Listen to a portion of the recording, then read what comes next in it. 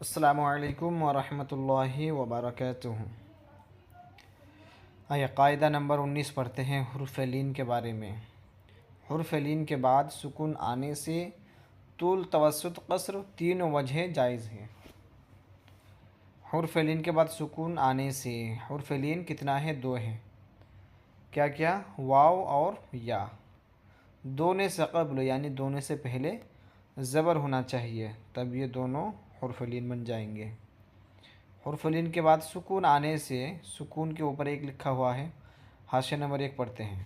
سکون اصلی ہو یا عارضی ہو، اگر اصلی ہوگا تو اس کو مد لین لازم کہیں گے، جیسے سورہ مریم میں کاف ہا یا عین صاد کے عین میں جیسا کیا ہے، عین یا زبر آئی نون ساکن، تو یہاں پہ سکون لازم آئے گا۔ اگر عین لکھیں گے تو کیا آئے گا؟ عین یا زبر عین نون ساکن عین، تو یہاں پہ سکون لازم آ جائے گا، تو اس کو کیا کہیں گے؟ مد لین لازم کہیں گے۔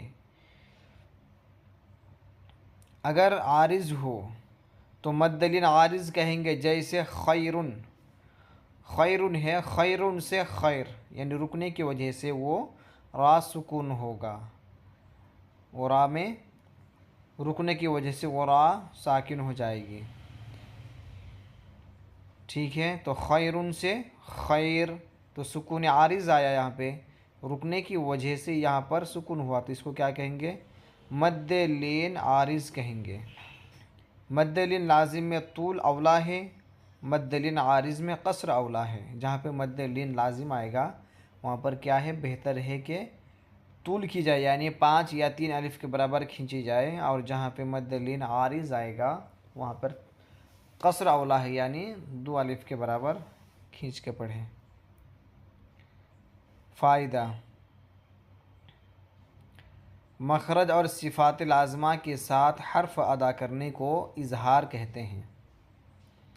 مخرج اور صفات لازمہ کے ساتھ حرف ادا کرنے کو اظہار کہتے ہیں۔ اگر کوئی کہے اظہار کی تعریف کیا ہے، تو اظہار کی تعریف یہی ہے، مخرج اور صفات کے ساتھ ادا کرنا، یہی اظہار کی تعریف ہے۔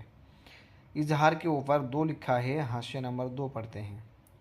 اظہار تجوید کا ایک جز ہے، تجوید میں اصل اظہار ہے، اس کو بیان کرنے کی ضرورت نہیں تھی، کیونکہ حرف ادا کرنے کے ساتھ ہی یہ صفت ادا ہو جاتی ہے۔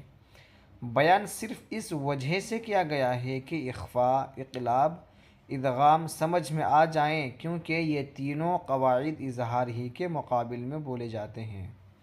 یہاں پہ یہی بتانا مقصد ہے کہ جب حروف کو صحیح مخارج کے ساتھ اور صفت کے ساتھ ادا کریں گے تو حروف اظہار ہو ہی جاتا ہے، ظاہر ہو ہی جاتا ہے وہ، لیکن یہاں پر اظہار کا قاعدہ اس لیے بیان کیا گیا ہے تاکہ اخفاء، اقلاب، ادغام وغیرہ یہ سب کا قاعدہ بھی معلوم ہو۔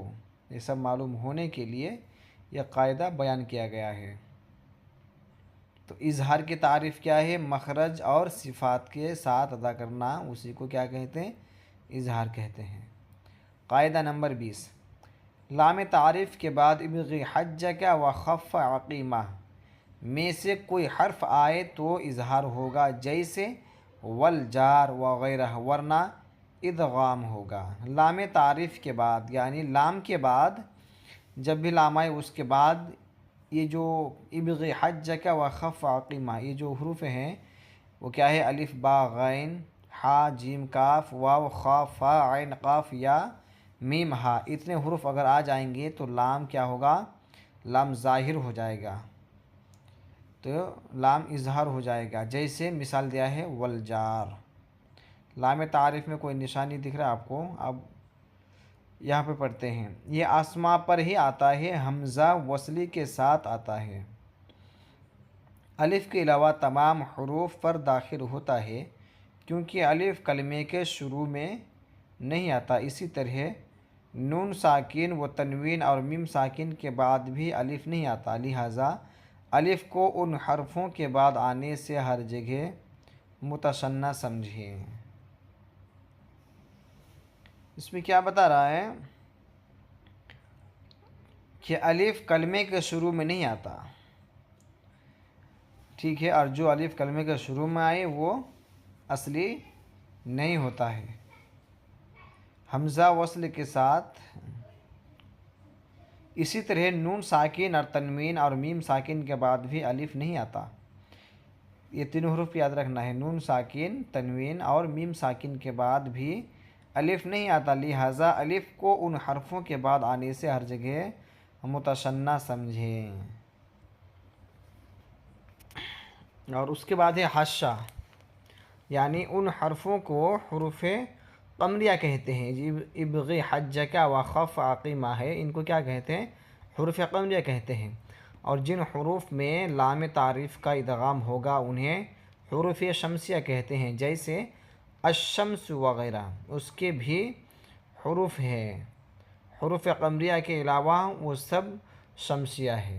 حروف قمری ابغی حجک وخف عقیمہ یہ حروف قمری ہے، باقی اس کے علاوہ جتنے حروف ہیں وہ کیا ہے؟ حروف شمسی ہے۔ ادغام کے اوپر 3 لکھا ہوا ہے، آئیے 3 نمبر حاشیہ پڑھتے ہیں۔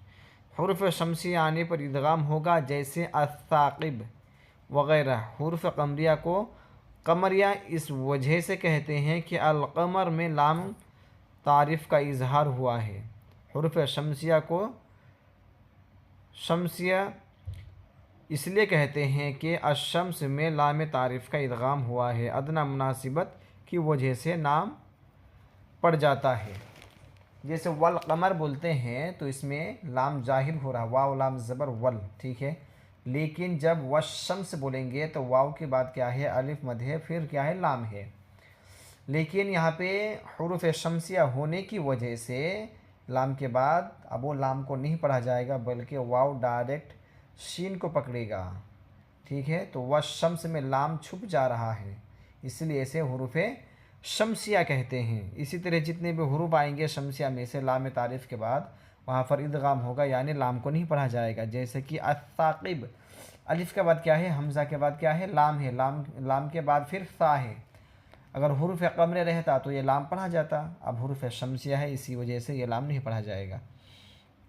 قاعدہ نمبر 21، میم ساکن کے بعد میم اور با کے علاوہ کوئی حرف آئے تو اظہار ہوگا، جیسے اموال۔ میم ساکن کے بعد میم اور با کے علاوہ کوئی حرف آئے تو اظہار ہوگا، جیسے اموال۔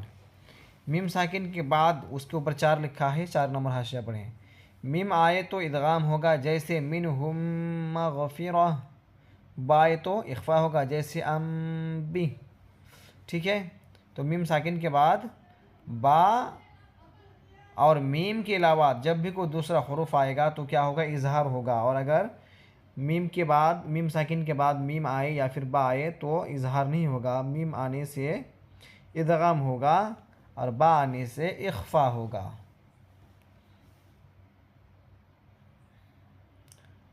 خواہ ایک کلمے میں ہو جیسے تمسونا، یا 2 کلمے جیسے علیہم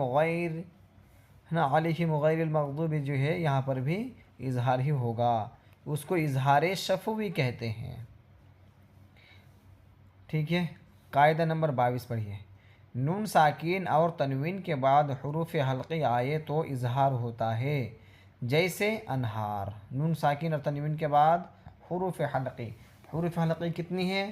6 ہیں۔ حروف حلقی 6 ہیں، 3 مخرج سے ادا ہوتا ہے، حمزہ ہا، عین حا اور غین خا، یہ حروف حلقی ہے۔ حروف حلقی اس لیے کہتے ہیں کہ یہ حلق سے ادا ہوتا ہے، تو نون ساکین اور تنوین کے بعد حروف حلقی آئے تو اظہار ہوگا، جیسے انہار، نون کے بعد ہا آیا۔ حاشیہ نمبر 5 پڑھتے ہیں۔ نون ساکین اور تنوین میں رسماً اور اسماً فرق ہے، ادائیگی میں بالکل نون ساکین کے مثل ہے، ٹھیک ہے۔ نون ساکین اور تنوین ایک جیسا ہی ہے سننے میں، لیکن جب اس کو پڑھیں گے لکھیں گے تو ان کی صورت الگ ہو جاتی ہے، ان کا طریقہ بدل جاتا ہے۔ رسماً اور اسماً فرق ہے، اس میں کیا بتایا جا رہا ہے؟ جیسے میم 2 پیش من، ٹھیک ہے، اور میم نون پیش من، لکھیں گے تو الگ الگ طریقے سے، لیکن جب پڑھنا ہوگا تو دونوں کے ہی من پڑھنا پڑے گا۔ من، میم 2 پیش من پڑھو یا پھر میم نون پیش من۔ فائدہ: نون ساکین اور تنوین کو میم سے بدل کر پڑھنے کو اقلاب کہتے ہیں۔ इक़लाब की तारीफ़ ये हो गई। नून साकिन और तनवीन को मीम से बदल कर पढ़ने को ही इक़लाब कहते हैं। हाशिया नंबर 6 पढ़ते हैं। नून साकिन ख्वा एक कलमे में हो जैसे तन्हाउना। यहाँ पर थोड़ा हाशिया में गड़बड़ क्या है, ये अलग हाशिया को यहाँ पे सेट कर दिया है, हालांकि इसका जो हाशिया ये इधर है। नून साकिन ख्वा एक कलमे में हो जैसे तन्हाउना, ठीक है, तन्हाउना। तो नून साकिन के बाद हा आया, यहाँ पे क्या हो जाएगा, इजहार होगा। या दो कलमे में हो जैसे मन आमना, दोनों सूरत में इजहार होगा। तनवीन का इजहार दो कलमों में होता है, एक कलमे के दरमियान तनवीन आती ही नहीं। तनवीन का इजहार दो कलमों में होता है, एक कलमे में तनवीन नहीं आती नहीं, इसलिए कि तनवीन कलमे के आखिर में आती है। कभी भी या कुरान में या कोई भी किताब में आपको, अरबी जो भी किताब हैं, वो तनवीन हुरूफ के बीच में, कलमे के बीच में, तनवीन कलमे के बीच में या शुरू में आपको नहीं मिलेगा। कब मिलेगा, कलमे के आखिर ही में मिलेगा। इक़लाब इस वजह से होता है कि नून साकिन और तनवीन को गुन्ना के साथ इजहार करने में दोनों होंठ को इख्तलाफ मखरज की वजह से जुदा करना मुश्किल पड़ता है। गुन्ना के साथ इजहार करने में दोनों होंठ का क्या है, इख्तलाफ मखरज है। गुन्ना का अलग है और इजहार का अलग है। इक़लाब करने में इत्तिहाद मखरज की वजह से ये शक्ल दूर किया जाता है। अगर इक़लाब करेंगे तो क्या होगा, इत्तिहाद मखरज यानी दोनों मखरज करीब है, इस वजह से ये शक्ल दूर हो जाता है और अदा करने में दोनों होंठ मिल जाते हैं, जिसकी वजह से गुन्ना करने में सहूलत हो जाती है। गुन्ना करके अगर अदा करेंगे, इक़लाब करके अगर अदा करेंगे तो ये हुरूफ की अदायगी में सहूलत यानी आसानी हो जाएगी। इक़लाब के बाद इख्फ़ा इस वजह से होता है कि नून साकिन और तनवीन की जगह मीम साकिन आ जाती है, तो अब मीम साकिन का कायदा जारी किया जाएगा। ये तरीका बताया है इक़लाब करने का, लेकिन आपको मैं एक मिसाल देता हूँ। जैसे नून साकिन और तनवीन के बाद अगर बा आए तो कैसा मुश्किल होता है, उसको मिन बाद है कि नहीं, तो ये पढ़ना अलग लग रहा है, क्योंकि नून साकिन के बाद हुरूफ हल्की आया नहीं कि जिसके वजह से इजहार होगा, ठीक है। अब इख्फ़ा मिन बाद ये भी करना ये मुश्किल है, इसलिए नून साकिन के बाद जो बा आया तो नून साकिन को आप मीम से बदल कर पढ़ने में ज़्यादा आसानी होती है। मीम बादी ये उसके मिसाल है।